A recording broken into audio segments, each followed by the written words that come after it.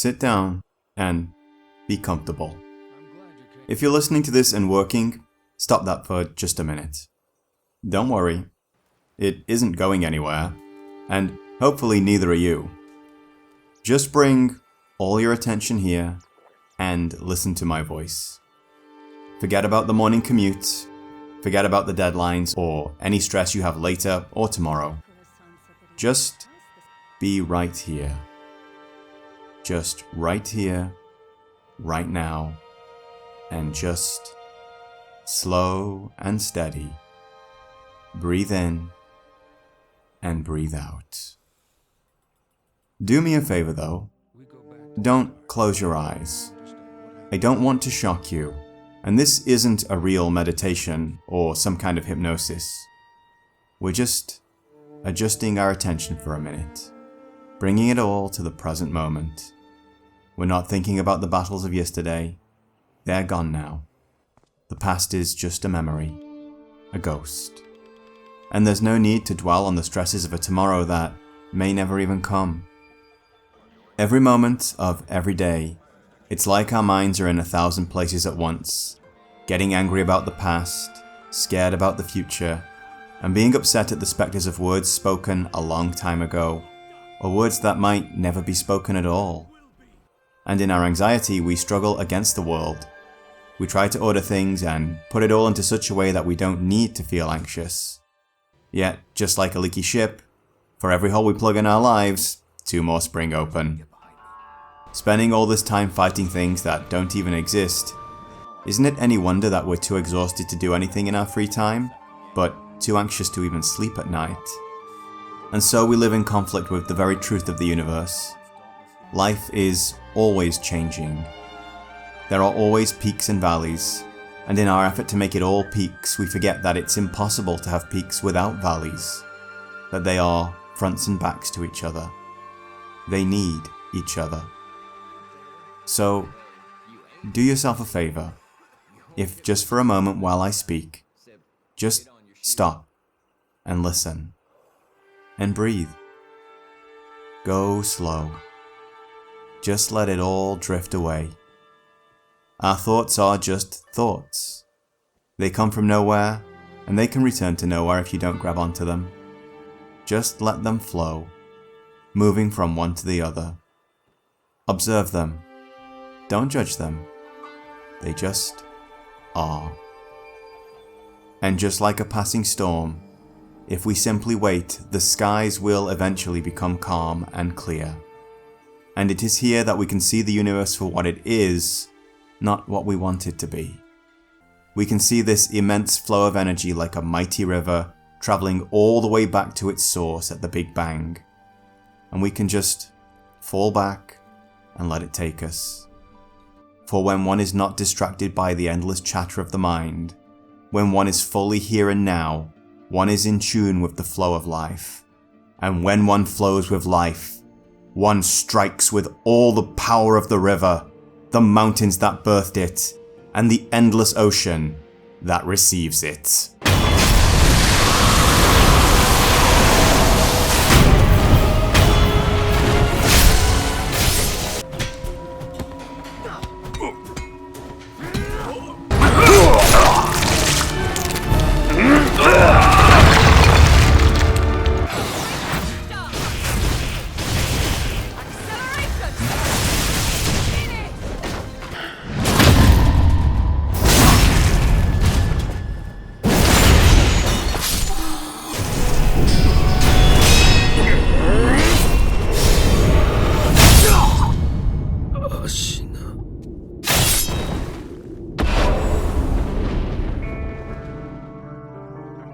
Meditation is one of the most powerful and transformative tools for holistic health.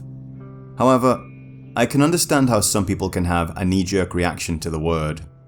Its origins are tied up with various esoteric and spiritual ideas that could be incompatible with your existing spirituality, or, for the more rational-minded, stink of the same hocus pocus as your average brand of snake oil. For this reason, I think mindfulness is an overall more palatable word for it, as it implies simply working on the mind in the same way one works on the body by going to the gym or engaging in other exercise routines. And if you're wondering what any of this has to do with games beyond some Eastern art direction, well, what if I told you that in a way, this is something you already do? One way to sum up the effects of meditation would be to say something like, getting out of one's way, or perhaps getting out of your head. Both of these are somewhat clumsy descriptions to be sure, but maybe you're starting to get the idea. But before we sit down cross-legged in our kimonos and start counting breaths or chanting mantra, let's talk about something a little more familiar to all games, but I'd say is something that people who play games that demand a very high level of skill understand. Let's talk about flow states. So, I think we all know the drill by now. You roll up to the boss arena with no clue what to expect, and within seconds, the punishment begins. The big bad barely gives you a moment before wading in with some kind of power attack that has a redonkulous lock-on window. Before you know it, you're trying to make distance to suck down Estus or whatever your recovery item is. No sooner does your character start the animation though, and the boss is up in your face with a combination attack. You barely avoid or deflect the first two moves, and your posture is almost broken, or your stamina almost gone. Their big third hit comes in, you see the wind up and you smash that defensive button and they pause. Got you. Go back to the start, do not pass go, do not collect £200, and expect a hefty tax for your failure. When we start new challenges like this, we are basically in our heads. That is to say, we're trying to figure it all out with a kind of logic. We want to observe the attack patterns and learn the rhythms. Maybe we start with some throwaway battles. We tell ourselves we won't even attack for a few fights just to remove any expectation that we won't die on this run. We just want to defend and try to feel out the timings. You feel like you've got a good chance because, after all, this is exactly what you've been doing all game, just on a bigger scale. But try as you might, you've suddenly grown 5 extra fingers, and they're smashing every button except the ones you want them to. Maybe you need a break. But then again, this is your game time right now, and it's limited. After this you'll go to bed, and then when you wake up you'll have to go to work, and you won't be figuring this boss out then, will you? No, it's all gotta happen now. So you sit forward in your chair, hunch your shoulders, and maybe squint your eyes a little, as if that's somehow going to focus your attention better, and you get to work. Fast forward and it's 3 AM, and you feel like you haven't made any progress at all on this guy. You've done your best not to scream because there are people sleeping in this house. But god damn it, you need to. It's not fair. The game is broken. This is terrible boss design. The camera keeps cock blocking me. Okay, you know, maybe that last one is legit not your fault. Maybe you've already checked a YouTube video or two to see how other people deal with this guy, and when those strats didn't work, you probably added cheese to the end of the search. You know, just in case. You toss the pad away, though you make sure it lands on a cushion despite your anger. Don't want to compound the frustration by adding the cost of a new pad into the mix. Those things aren't cheap anymore. You storm up and into your bed and try to sleep. You're vaguely aware that your partner is half naked and fast asleep next to you, and wonder if maybe there was something better you could have been doing tonight. When you wake up you have cramp in your shoulders and a terrible headache from all that squinting. You're in an absolutely foul mood and you really want to lash out. How dare this game waste your time like this? You begrudgingly leave the house for the day, and no matter what you're doing at work, you're mentally playing that fight in your head over and over, getting more angry about it and frustrated that you can't do anything about it now. Occasionally you notice your fingers twitch as you imagine pressing the buttons, and somewhere along the way you start to visualize the perfect dodges and parries to get you through this. You get a little pang of excitement as you consider maybe tonight you'll get it. That is of course assuming you actually get time to play. But the evening rolls on, and you're finally left alone with the screen and the game, and you feel like you've got a really good chance tonight. You start things up and nothing has changed. Actually, you're even worse than last night. And after a few rounds that cramp in your neck is starting to creep back in. Okay, you know what? Maybe tonight just isn't the night. Maybe you need to go to bed, hug your other half, and fall asleep early. You don't need to get upset over playing a game. Aren't games supposed to be fun? You resign to just one more round, and then you'll shut the system down and come back to reality. You slump back into your chair now. You're completely relaxed. Just another training bout, right? You smile as the boss does his welcoming dialogue, and wonder what they'll catch you with this time. Your limbs actually feel a little heavy, and your movements have this drunken sluggishness to them. Something has changed. Something is very different. The fight starts and you aren't pushing the buttons anymore. The buttons are simply being pushed. There's no tension, no squinting, just lightning quick reactions that you don't even feel in control of. In a matter of a minute, you've got the enemy's health lower than you've ever seen. You glance up. Don't look at it. It isn't important. Just keep flowing, keep moving. You have quite literally gotten out of your own way, and everything is coming together, and wow, this game is suddenly so fun again. As that health gets dangerously low, your heart rate increases, and you feel that tiny need to get greedy. You let the thought go. Just let it float away. It's only a distraction from right here and right now. And with one final blow,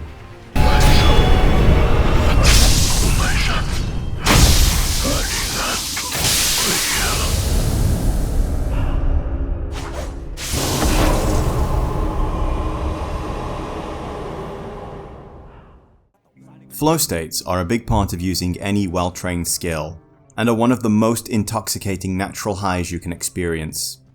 They are the culmination of hours of dedicated study and practice, developing all kinds of neural pathways, muscle fibers, and nerve connections to better control them.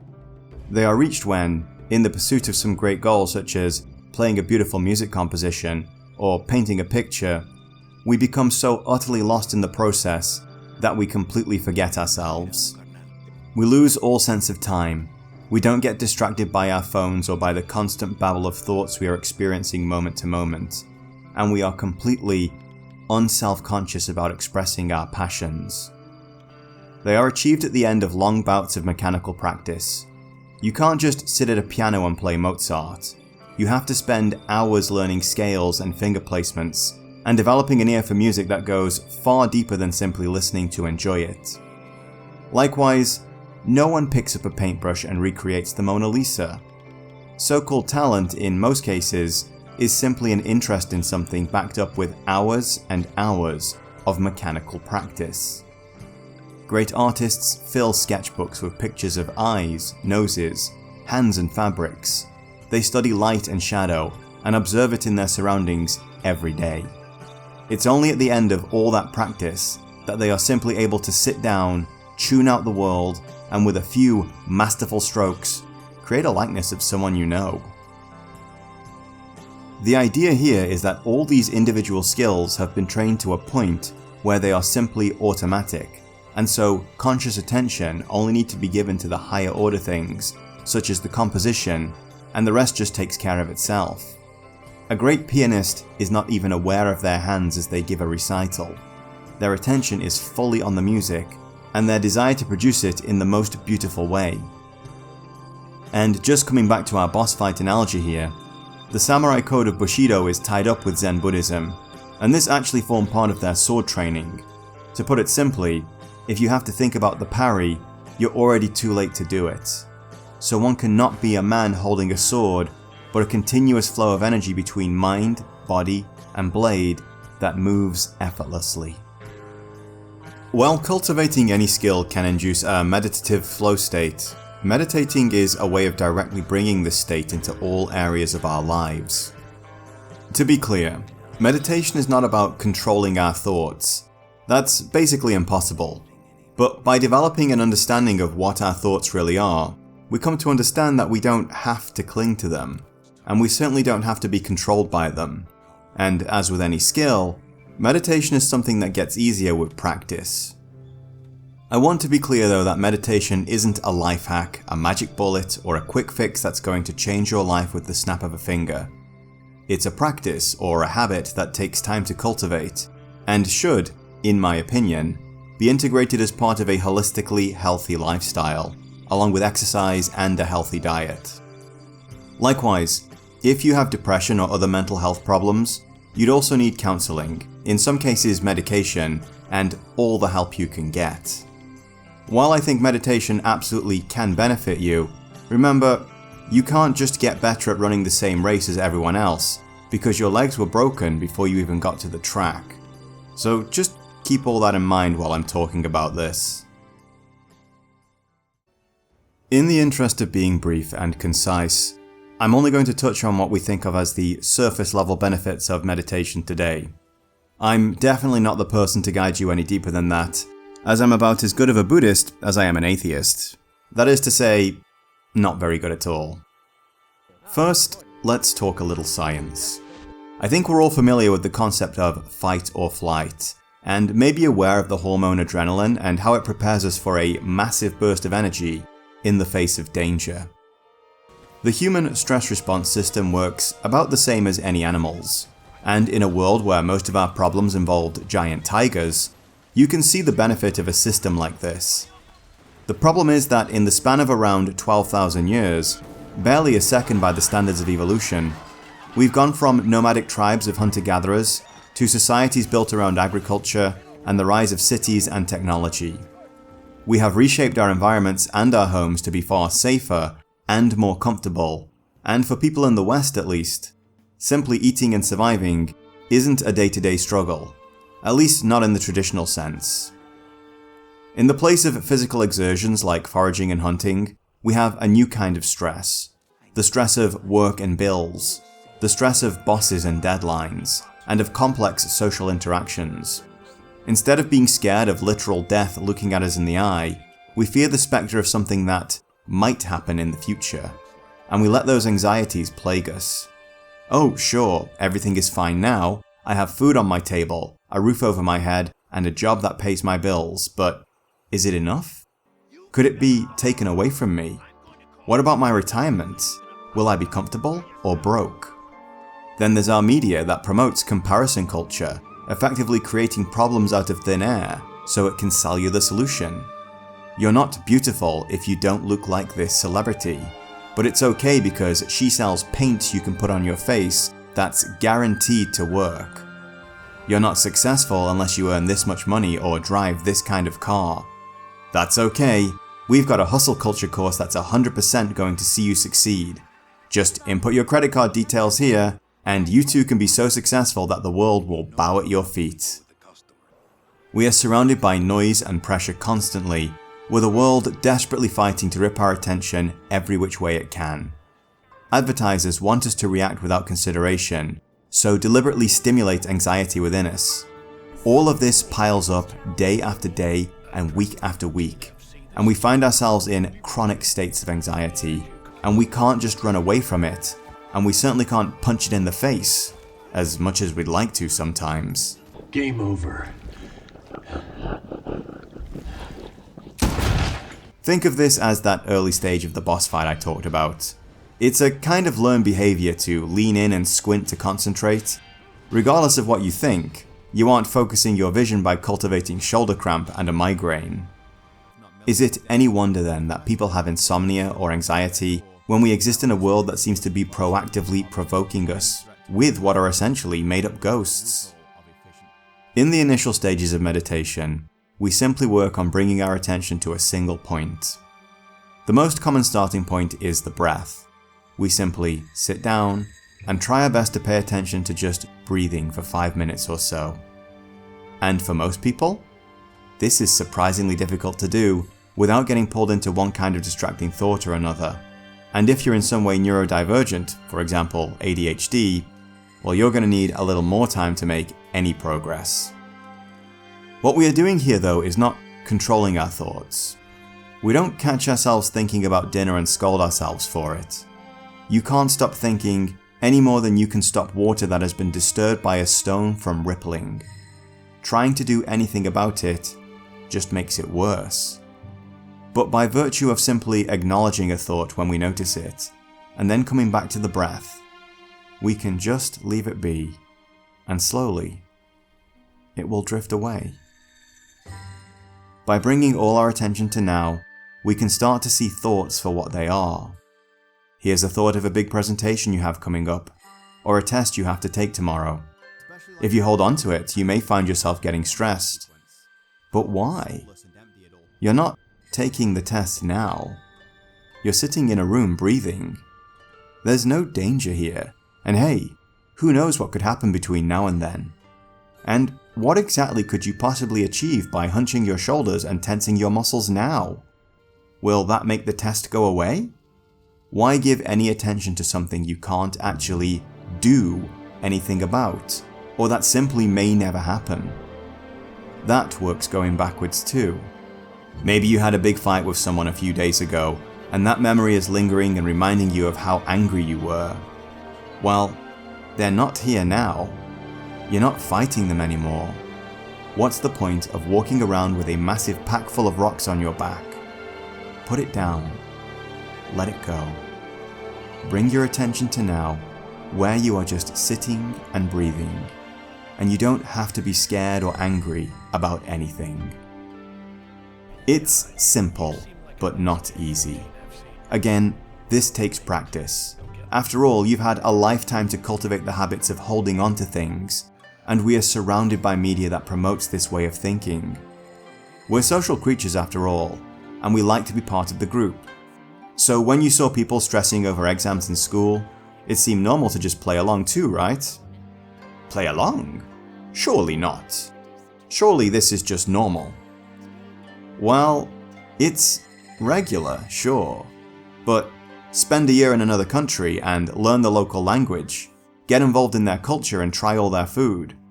You'll soon discover that regular and normal are very different things. I don't really talk about this part of my life a lot to friends and family. I don't want to come off as preaching, yet it's remarkable how often, when I do get asked about it and try to explain it, people can get really defensive.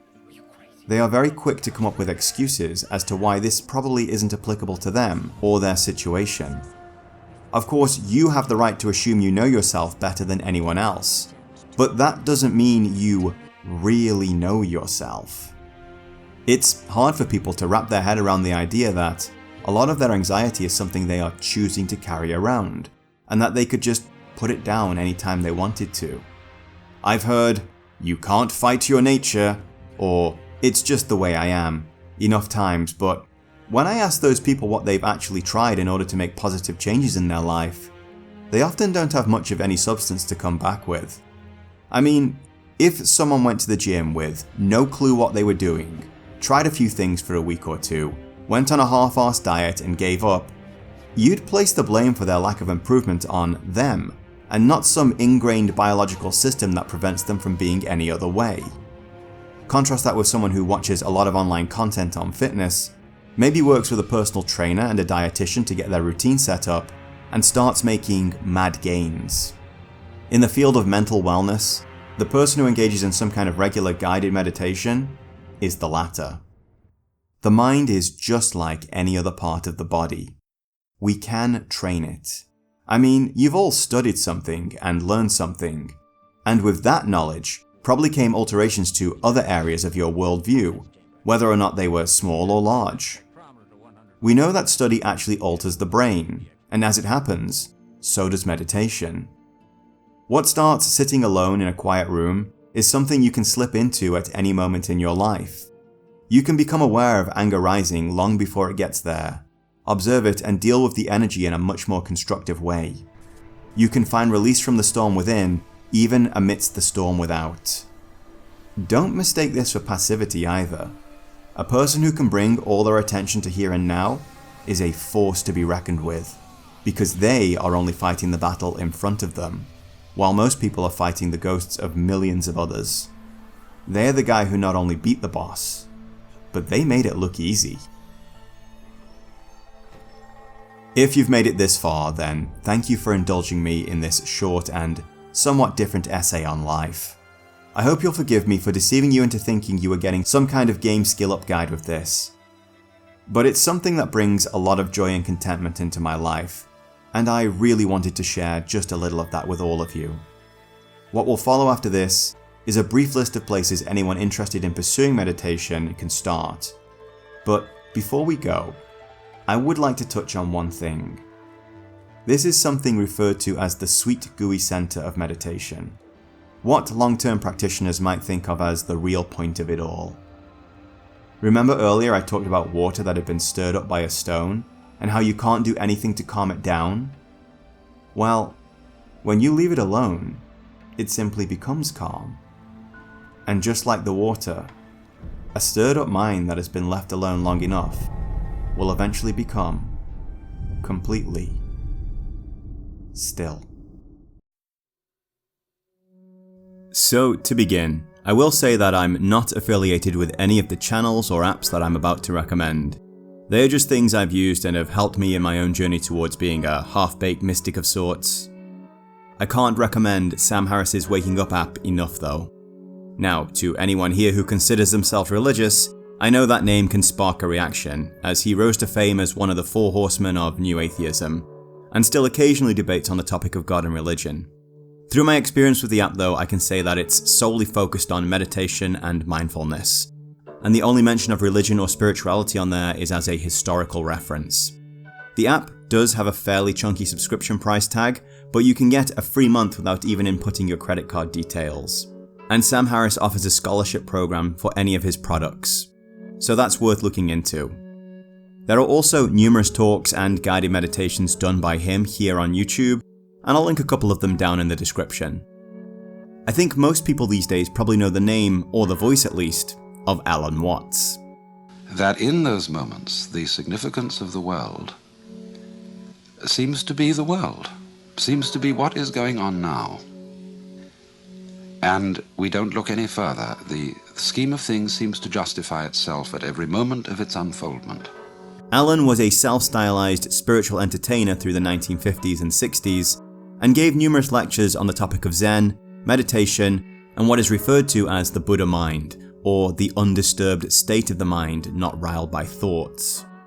Again, he wasn't trying to convert people to Buddhism or Hinduism, he just wanted to share a worldview that made him very content.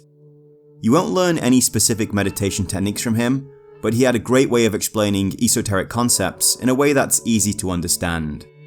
His talks can be found on his official YouTube channel, and there are numerous videos that provide bite-sized excerpts of them all over the internet. And again, I'll link some below. There are plenty of guided meditations here on YouTube, and it may be worth your time Googling for a mindfulness group or meditation group in your area. I am cautious of joining a group as it can be easy to become over-identified with something like this, and that's the last thing we want. But there are benefits to having a teacher who can help you along the way, so it can't hurt to give it a try. Numerous other creators contributed to this video too, including Jank Baron Dom, The Primordial Chronicles, Avalanche Jared, Hey Blondie, my friend AJ from the Fallout 4 community, and as always, a special thanks goes to my best YouTube bro, The Summer of Mark, who once again went way above and beyond on my behalf. I'll link their channels and all their socials down below. And finally, I'd like to thank all of you. All of you who helped this channel grow from a few hundred subs to over 4,000 now.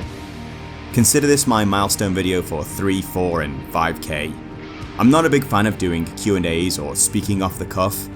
It's not my thing, so here's a video that lets you know a little more about me and hopefully helps you out too. The next video after this is going to be Grim Fandango, so I hope to see you all there. Keep an eye out for information about channel memberships and a Patreon soon, and maybe throw me a "get good" or something to that effect in the comments. Thank you for coming, and especially for staying to the end. Here's to the next 4,000 subs, I guess. The journey continues.